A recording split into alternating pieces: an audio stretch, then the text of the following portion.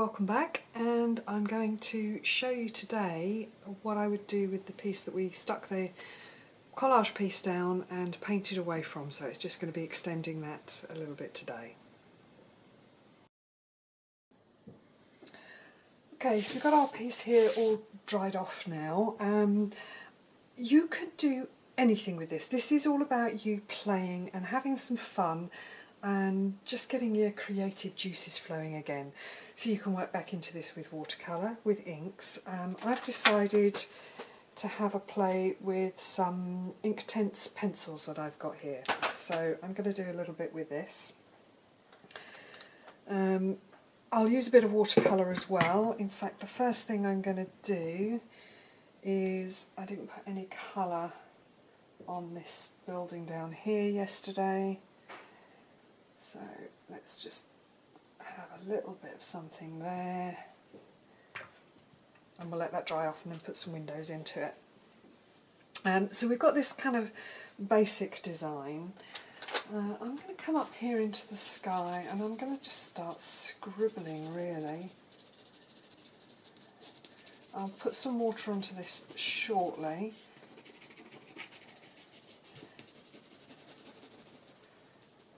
Right down, because it's a pencil, it's really familiar, it feels comfortable to hold.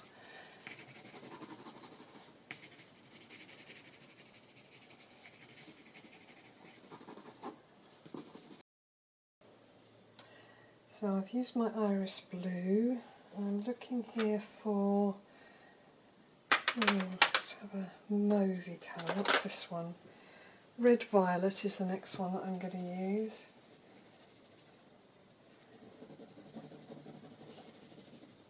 Scribbling really, a bit of fun.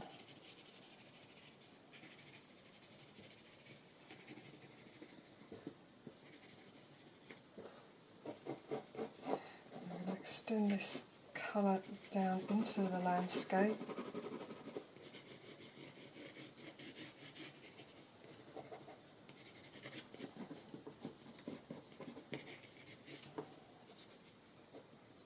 Probably even use a bit of this create some windows on there. And let's have a look, what colour have I got here? I don't want too dark, let's have a grey colour. Oh, deep indigo, that would be nice. Of course you can leave these as these marks exactly as they are. I'm going to come in and put some water onto these to activate them.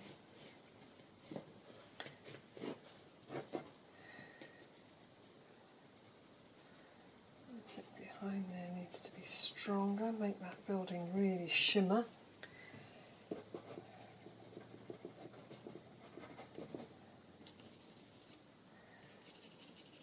A bit of cross-hatching, a bit of scribbling.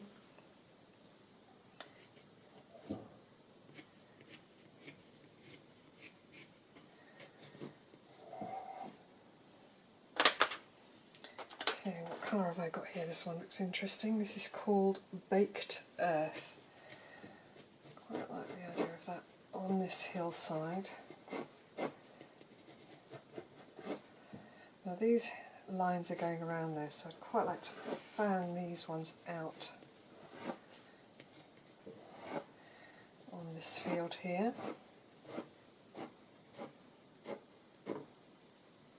Putting a bit of that in. We need a darker colour in with that as well.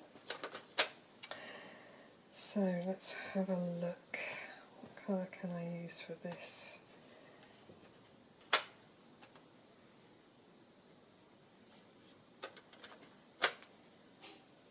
This one is called Willow. I do love the names they put on these.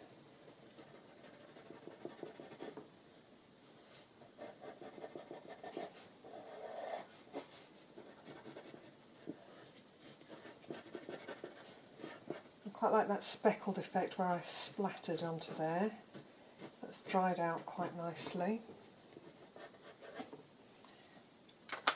I also want a grey colour in here, so what have I got here? Oh, that's an interesting colour, iron green.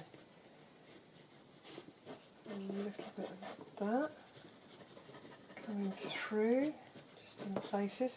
And what I'm doing is I'm going to use the pencil all around until I've got what I want before I put the water on. Then if I decide I want to do any more, I will have to wait until that's dried or dry it off.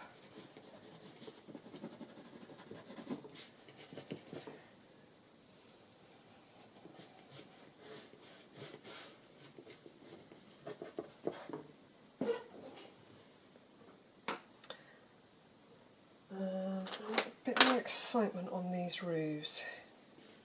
Cherry might be a bit too exciting, but we'll put some down anyway. You don't have to wet everything afterwards, you can just leave it as the pencil marks. On the roofs I might just leave these as the colours of the pencil, whereas in the sky and the fields I'm intending to wet it. But what is entirely possibly going to happen is that when I start wetting everything else, the water will run down into my building. So, you know, like I say, I don't have any expectations of this. But I'm going to start wetting this a little bit. I'm just using the side of a number 8 brush. Let me bring you in a little closer so you can see what I'm doing. Let's start here. I'm not trying to get rid of all of those pencil marks. I'm just blending a little bit and letting that colour run out. Where we've got some of these pencil marks here, I'm quite happy for those to stay.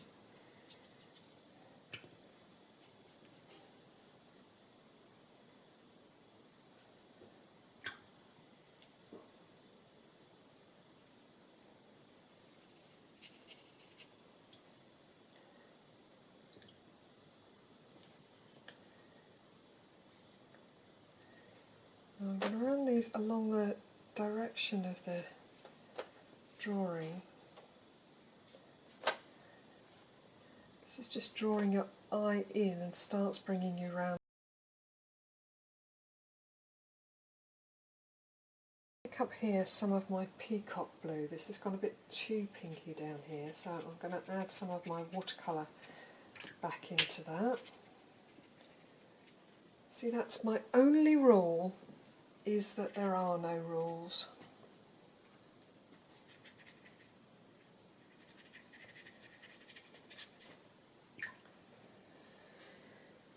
Okay, what have we got here?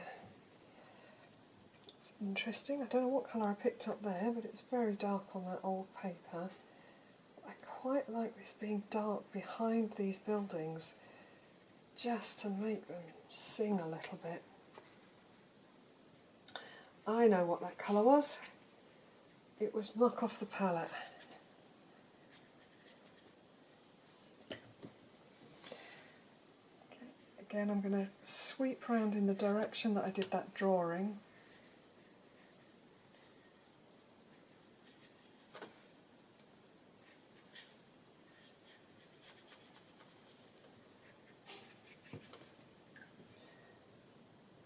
Again, I want to pick up a bit of, I've got blue and a bit of, the peacock blue with a bit of red in it there.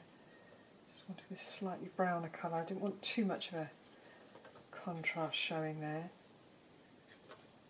But I think I'm going to get it. It'll dry a little lighter.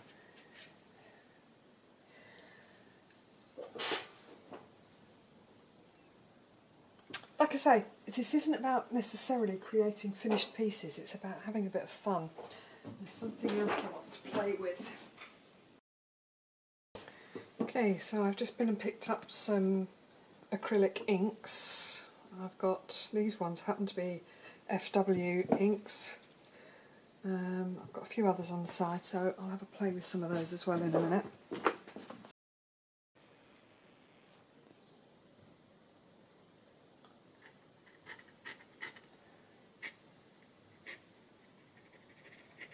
Bit of shadow in between some of these buildings. The three colours of ink that I've opened up here are a brown, a what's it called? There's an iridescent blue and a moon violet. So I'm just dipping between them.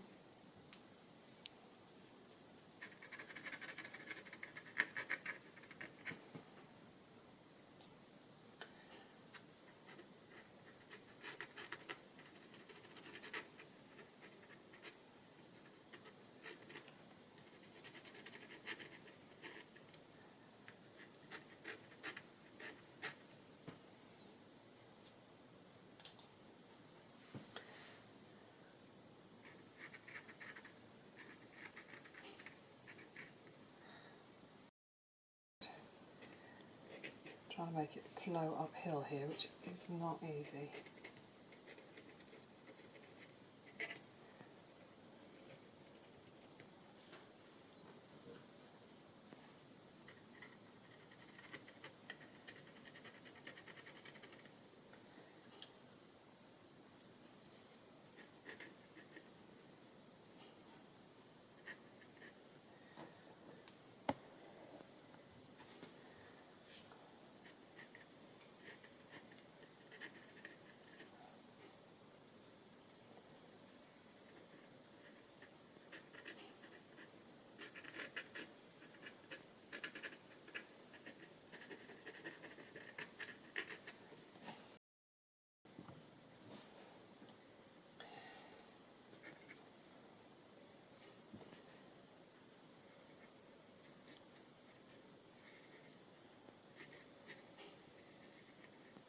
I'm not worried about slightly wiggly lines. Like I say, just play. It doesn't matter.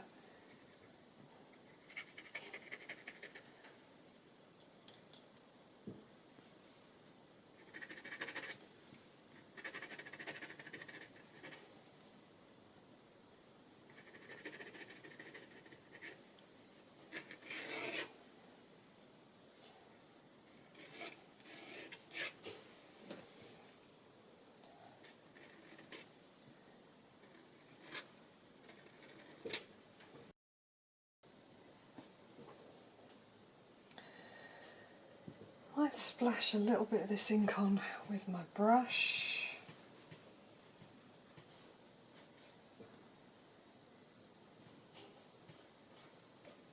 No rules, no wrong, no right.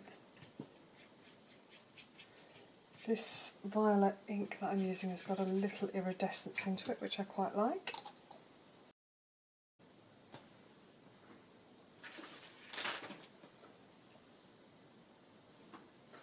I still think I need a little more dark down in this corner, and that's about all I want to do now, I think. But I won't know till I've done it. I quite like the dark that's on there, so I want to create a much darker bit down there. So I've used my rose and my intense blue.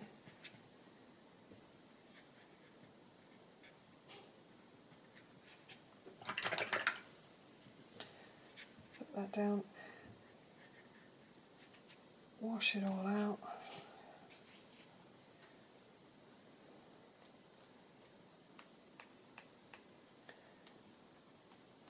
A little splatter there. I think I'm done with that, she says, and then picks the brush up again.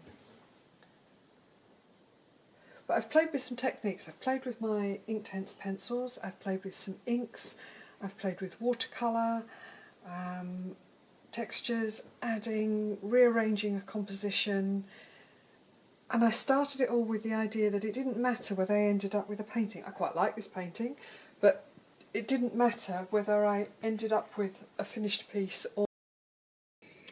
Okay, so in stepping back and having a look at this, I've decided that the shape of this piece of paper to me reminds me of a hillside, so I have to make, instead of that all being sky, that bit has to be made into a hillside.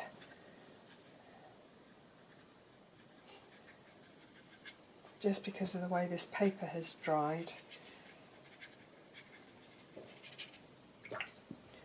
So we have another hillside behind there. Emphasise it, make more of it. And actually, I think that improves the painting. So I hope that'll give you some confidence in playing with something, as long as you go into it with the idea that it doesn't matter whether you end up with a painting or not. And I think this is where the block comes in, is because it's ingrained in us that we want to have a finished painting at the end of everything we do. And it doesn't matter. It really doesn't matter. And if you're a little bit stuck, try and do something where you're going with the intention of not having a finished piece, and you will probably end up with a piece that you absolutely love.